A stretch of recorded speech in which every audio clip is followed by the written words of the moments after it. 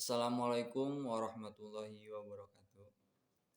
Perkenalkan, nama saya Ramadhani, NIM 23855, kelas 3A. Saya di sini akan mengasih tanggapan terhadap kelompok 1, yaitu mengenai materi pertumbuhan dan gerak. Nah, tanggapan pribadi saya, jadi dari kelompok 1 itu menyampaikannya sangat cukup bagus dan bisa dipahami untuk audioan yang lainnya. Nah, dalam menyampaikannya sangat rileks, tenang, dan tidak terburu-buru menyampaikannya. Nah, saya dapat memahami yang pertama itu mengenai pertumbuhan dan gerak. Pertumbuhan adalah pertumbuhan yang bersifat kuantitatif. Nah, yang bersifat kuantitatif itu yang jumlah ukuran pada sel organ dan individu. Perkembangan itu bersifat kualitatif. Nah, yang bersifat kualitatifnya itu dalam perkembangan dalam organ tubuh. Nah, jadi pertumbuhan dan perkembangan itu sangat dominan berkaitan antara dua itu tersebut, di mana pertumbuhan itu dalam peningkatan ukuran dan sedangkan perkembangan berkembangnya psikis. Lanjut ke konsep pertumbuhan dan gerak pada anak. Nah, pertumbuhan dan gerak pada anak itu kita harus mempelajari cara gerak dasar terlebih dahulu, lalu kita akan implementasikan terhadap anak tersebut bagaimana cara mempelajari atau belajar gerak tersebut dengan perlahan.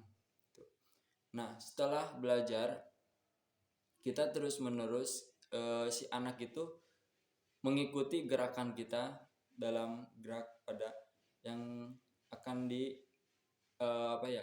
yang akan diajarinya. Nah, lanjut ke teori perkembangan. Dalam teori perkembangan ini ada 5. Yang pertama itu teori nafisme, teori empiris, teori konvergensi, dan teori internasionalisme.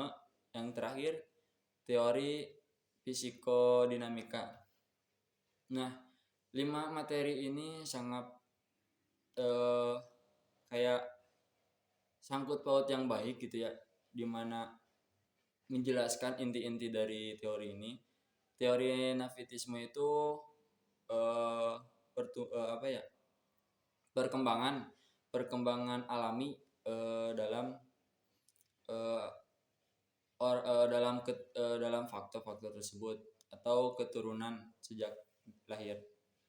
Nah, yang kedua itu faktor empiris. Jadi empiris itu berasal dari pengalamannya gitu.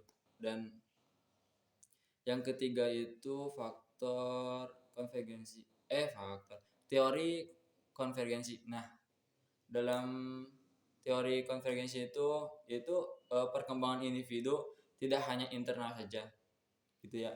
Dan yang keempat teori internasionalisme mengenai salah satu pendekatan pada sekitar kita.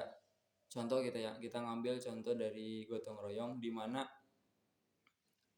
gotong royong itu untuk tujuan bersama, misal membersihkan di sekitar jalan kita untuk tidak adanya banjir gitu ya, terus tidak kena bendungan.